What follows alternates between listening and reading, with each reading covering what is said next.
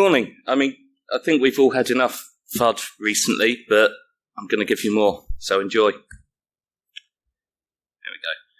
Firstly, this isn't actually intended to spread fear, uncertainty and doubt, just for those of you who don't know what FUD means. It's a term referring to the marketing that's used to sell you very expensive blinky boxes to solve whatever problem they think you need to solve, which mostly do nothing, but some of them work, some don't. Spreading FUD is a great way to sell cybersecurity. It causes massive damage to the industry because people start to dismiss things, people learn helplessness and give up. And then they just spend 6 figures, 7 figures on something with flashy lights and nice interfaces, wash their hands of it and move on. So, I'm not going to spread that because everything I say here is at least plausible to a reasonable degree.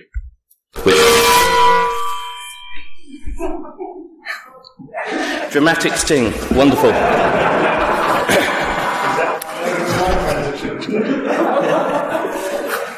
Where was I? Right. Teotwaki, however it's meant to be pronounced, the end of the world as we know it. Term used by preppers and other people to talk about a change in the world that renders it unrecognisable to what it was before. And when selecting the scenarios for this, I had to narrow down the criteria because there were just so many options. So, first of all, everything here is cybersecurity related. It is something which can or has been done by genuine attackers. There is no Hollywood magic, no quantum AI singularity technology involved. So everything is theoretically possible. I also wanted to make sure that the crisis would be at least national scale. If I went on town scale, it got far too easy to find scenarios. You know, poisoning a water supply wipes out a town but doesn't end the world on a national scale. No cyber magic, no nation-state actors. So these had to be within reach of smaller groups than entire nation-states. Had to be purely cyber, so no launching missiles alongside it, no running tanks into the middle of the road, although that is relevant to one of them, and had to be a reasonably short timescale.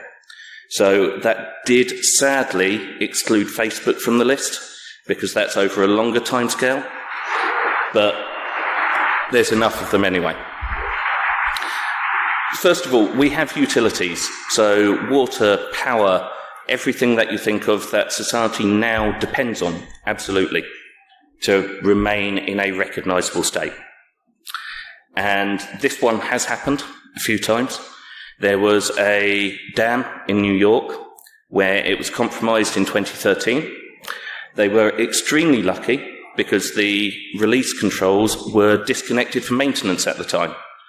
Otherwise, the people who'd managed to break in could have decided to release the water. That would have meant no power and massive flooding over New York. Not really what you want, still on a town scale. More usefully for end-of-the-world stuff, you may remember in 2015, Ukraine, the power grid was taken out nationwide. Now, it happened again in 2016. The lovely one with this is that the attackers were actually quite nice. When they disconnected the power, they just left it disconnected. It was entirely possible, with the access they had, to reconnect it out of phase, which would have meant rather than a 6-hour outage, they would have destroyed the entire grid in a way that would probably not have been recoverable for days, weeks, maybe months, because you've got no power to make these things possible at that point. And that would have been trivial for them to do. The more and more we build central control into critical national infrastructure, the more vulnerable we are to these things on a national scale. Just to add to the Ukraine one, same group of attackers, they were definitely not nation-state, same group of attackers carried out a denial-of-service attack against the customer phone lines. So people who'd lost power couldn't even dial in and report it. Now, this one's one of my favourites and is the closest to sci-fi in this, but every single step of it is theoretically possible and has been demonstrated. DNA desktop synthesizers are now available for about €15,000. A few months ago it was 20,000, so they're coming down in price. So you can buy one of these, and the cartridges of amino acids that let you construct your own synthetic DNA are cheaper than your inkjet cartridges. Not exactly difficult to get hold of. There is no real way to prevent people creating harmful strains of DNA with these, because it's just so unpredictable what interactions will be. There is an attempt to have a list by some of the people who send synthetic DNA by mail order, but most of them don't bother because it's a lot of work. And in 2017, a couple of researchers published a paper which frankly terrified me, where they resurrected a variant of smallpox, or a relative of smallpox. So it was an extinct variant called horsepox, had been completely wiped out, didn't exist anywhere. And they mail-ordered DNA samples, recombined them, integrated them into a bacteria, E. coli I believe it was, in a way that meant it was now infectious again.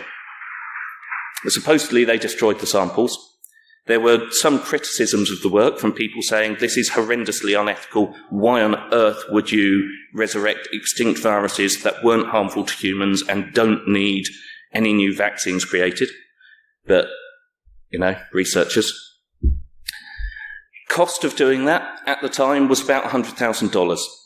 Now, most of that was the researcher time, so that's roughly 2 postgrad students for about a year. The mail order samples, you're looking at a few kilobytes of data, and you're talking pennies per genome pair, so very easy to do. But if you've got your own synthesizer, even better. Another fun fact about those synthesizers, they are sold with network cards. So they can be plugged into the internet and remote controlled. I'm sure no one would ever misuse that in the way that they misused fax machines, printers, 3D printers. No one's ever going to abuse that. These are things that are used to print retroviral treatments for people.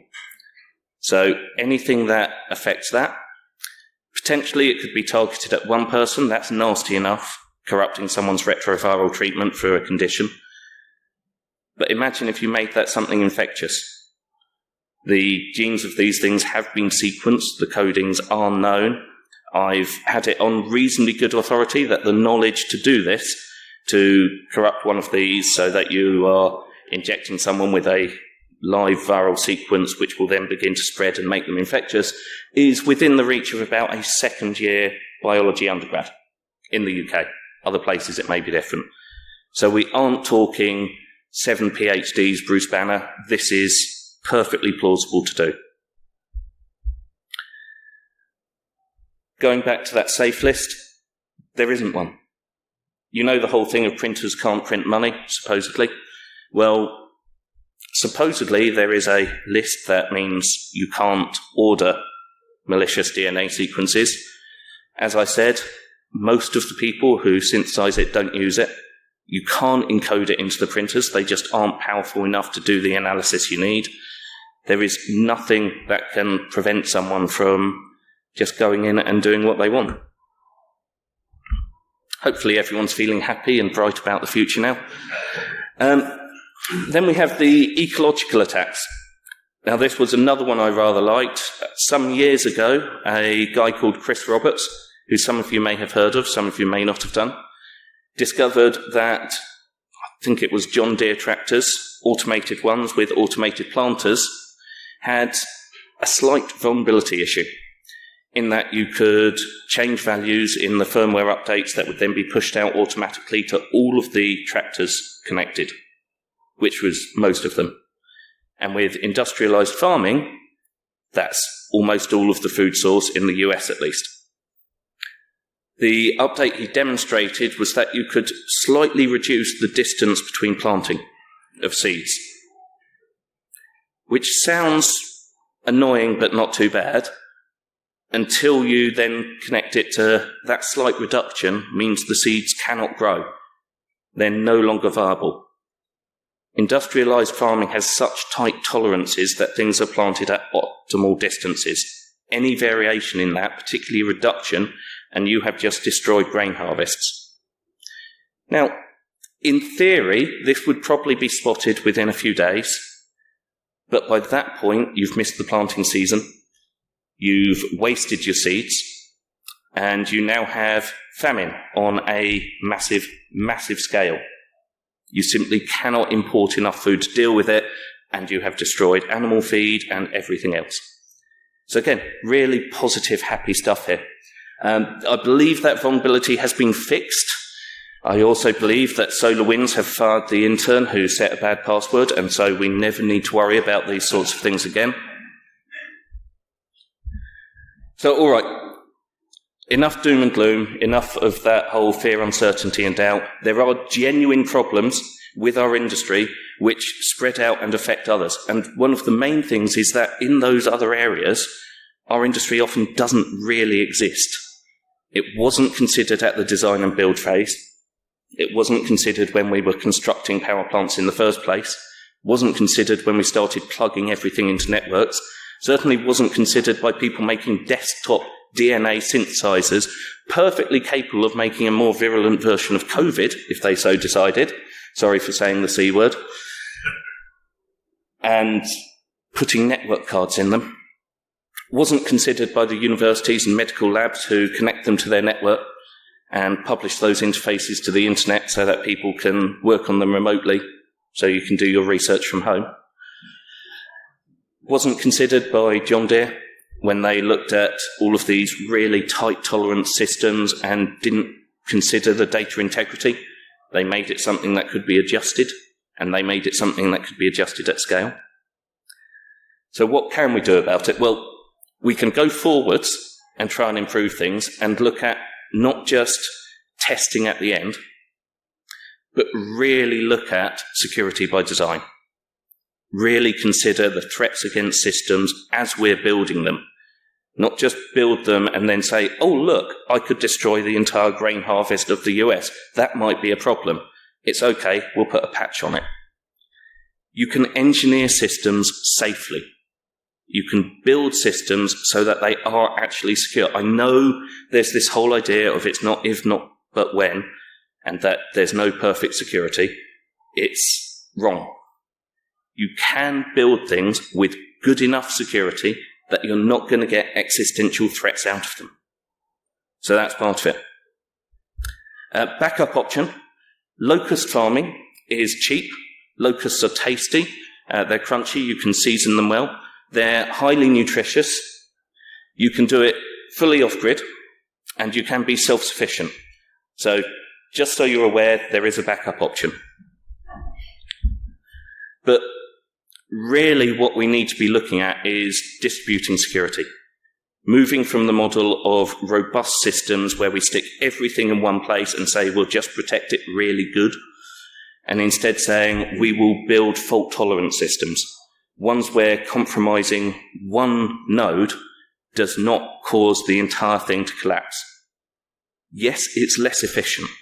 It's less profitable. There is wastage when you do a resilient system. But if you break part of it, you root around the damage, you heal, you can recover, you can restore from other areas. We need to be looking at anything critical at distributed, decentralized security. That was rather faster than I thought it would be. So, are there any questions from anyone? I mean, one I often get asked about when I talk about this is nukes, because they come up. I did consider building that in, but the problem with nukes is that they're not actually that national scale unless you're launching a lot of them. And on top of that, the paper that I read, I couldn't find when I was putting this talk together. But there is supposedly a fail-safe system in certain countries' nuclear weapon systems where if they don't have a code entered every 24 hours, they switch to an open radio relay. It's a dead man switch, with the idea being that you can fly a plane over, broadcasting the launch code on a particular frequency, and it will then launch. Problem is, nuclear facilities or nuclear weapon facilities are very boring places to work. Many of the people working there actually played games such as how long can we leave it, how close can we get to midnight before we put the code in. The record was 72 hours after midnight, so there was an open relay for that long.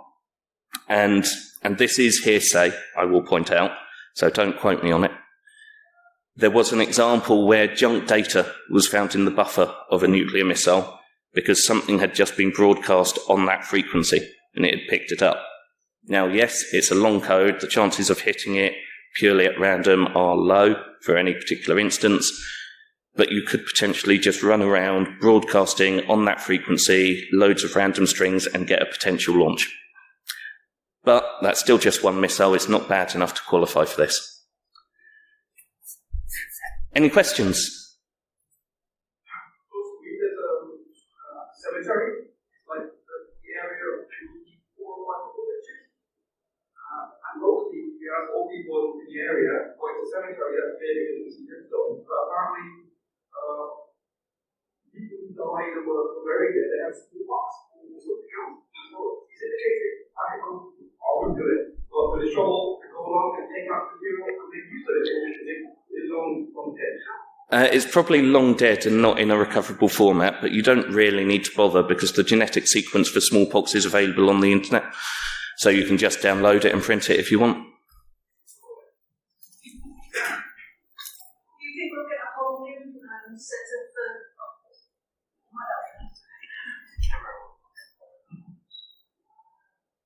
Do you think we'll get a whole new set of vulnerable infrastructure with all the global warming and carbon capture and storage, and that maybe there's a potential that people try and compromise that to either release it or to set our forests alight again or something? Geoengineering systems, I think absolutely people are going to do the same thing. They're going to build bastions and centralised control. And yeah, absolutely. One of the things that came up while we were on environmental issues when I was asking around and doing the research on this was smart cars. Again, it's just too small. If someone compromised every single smart car system on the planet, you're still looking only at mega deaths, which is bad, but it's not that end of the world as we know it on a national scale. Now, when you've got that smart navigation doing logistics on a much wider scale, yes, but that's sci-fi. You know, that's at least 5 years away.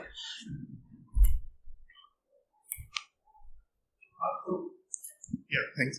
The slide on ecological one, where you said the systems in the US, they were recalibrated to plant the seeds too close to each other. You mentioned that it's probably going to give rise to no seeds germinating, which kind of sadly, or there will be a survival of the fittest, you know? Yeah. One will perish, the other will probably. So it probably wouldn't have been no seeds germinating at all. It would have devastated the harvest because they cannot grow fully at that closer distance. So root systems get entangled, they're not getting enough nutrients, so you've massively reduced the harvest because it's so precisely calculated. And this is the thing, this is robust versus resilient. Having those really tight tolerances is great for efficiency. It's great when you've got everything perfectly controlled, but robust systems are fundamentally fragile. When they break in a big way. Resilient systems, if you had a tolerance of an extra inch in that, with safety margins that you couldn't reduce the number below that, you'd have been fine. With your look at the DNA desktop synthesizers, Yes. is there any way of fingerprinting those? Did you have a look at the show that and see if you can find any of them? I'm waiting for someone to donate me 15,000 euros. So if anyone wants to, I'm happy to do that. But no, I haven't been able to as yet. I have spoken to a couple of universities to see if they'll let me go and test theirs. So far, they've not been open. But it might happen at some point when I find somewhere where they've got the right crossover between biology and computer science. I'm sure there are ones on Showdown. In fact, I know that there are ones which would be available on Showdown from anecdotal evidence where people have said, yeah, I just log into it from home.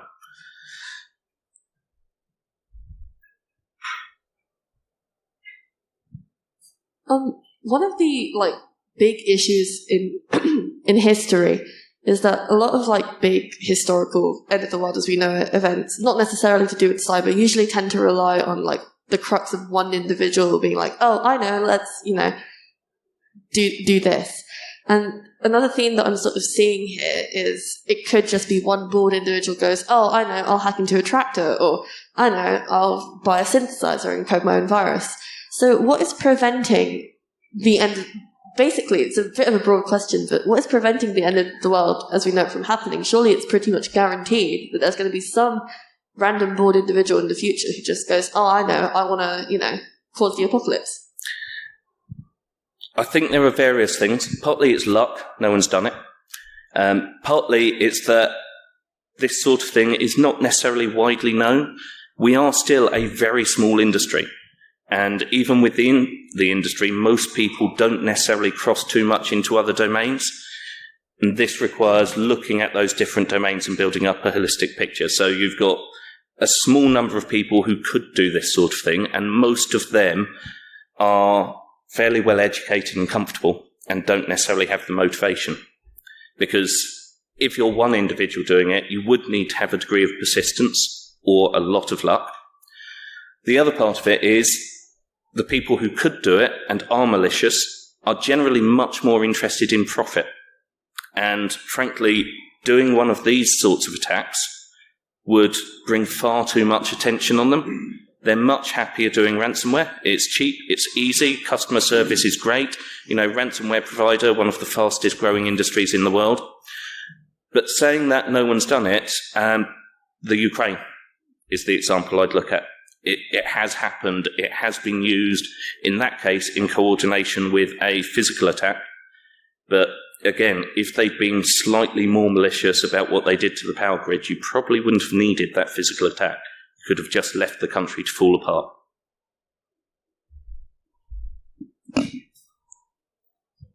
So this is actually kind of building on that question, because in some ways, isn't there an aspect of mutually assured destruction? As you said, whoever attacked Ukraine, maybe one of their big neighbours, decided not to blow up the entire Ukrainian grid, knowing that if they did, it would end in a hot war. So do you think with aspects like this, when it comes to superpowers, APTs, things like that, they're less likely to do it knowing the consequences, whereas an individual who have their own issues, who happen to get the ability as costs get lower and more, and everything becomes easier to do, that could be more where the real risk comes from, because for the big powers, they know it will just escalate. Yep, absolutely. I think in the case of Ukraine, a large part of the reason they didn't do that was because they wanted the infrastructure intact, rather than necessarily out of goodwill. But yeah, as these attacks become easier, which they will do, these systems are getting both more centralized and more complex, and more complexity means they're more vulnerable, then it will become easier and the bar will be lowered. But yeah, there is a degree of mutually assured destruction. If you destroy America's grain harvest, they're not going to just take it on the chin. There will be consequences for the rest of the world, and the same with any other nation state of a reasonable level of power.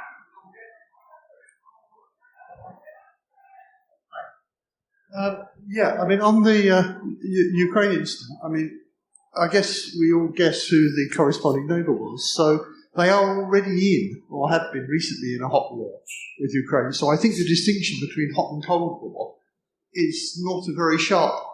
We've got a measured hot response along with a measured covert response, and they tend to run together. What I did wonder was why there was no mention of oil and natural gas infrastructure attacks. We've seen some kinetic attacks, but some fairly spectacular attempts at very destructive cyber attacks on oil and natural gas facilities, particularly in the Middle East, that would have a wide repercussions elsewhere in the world. And as you know, we're pretty short of natural gas infrastructure in the UK, and significant attacks on a rather small number of sites would have quite a serious effect. So the only reason that wasn't mentioned was I was trying to pick the top three. Partly that was which ones I was most interested in, but the other three that were on there were logistics attacks, someone taking down Maersk or another large logistics company for a period of time is going to cause global chaos. The oil and natural gas, so the supply attacks there, absolutely. Again, it was purely because I didn't like it as much as the other three. And economic was the other one, because I'm really curious to see what happens if you destroy the data systems of a national bank.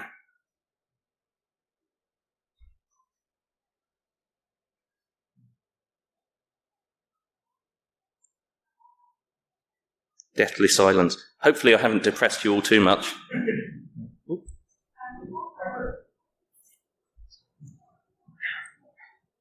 So on the last couple, I think you mentioned is the ones who didn't conclude. Haven't we already found that the world is relatively resilient to them? Because Maersk had a big ransomware attack and they were back to fax machines, but it was all right. Aramco was off. Saudi Aramco was off for a long time and it was bad, but the world continued. A lot of these things, they are pretty impactful. Let's say you did the grain in America. Maybe you get Nebraska, maybe you get Iowa, and that's pretty bad. But America has 3 time zones, so the chance you're going to get, the entire grain harvest in 2 days, it's a large continent. Yep. The systems are more resilient than I think we give them credit for. I think they're resilient at scale. So America's probably a bad example because really it's 50 countries, if we look at it properly. You're unlike, in the same way you'd be unlikely to affect everything across the entirety of Europe. But on an individual country, I do think these are a genuine threat.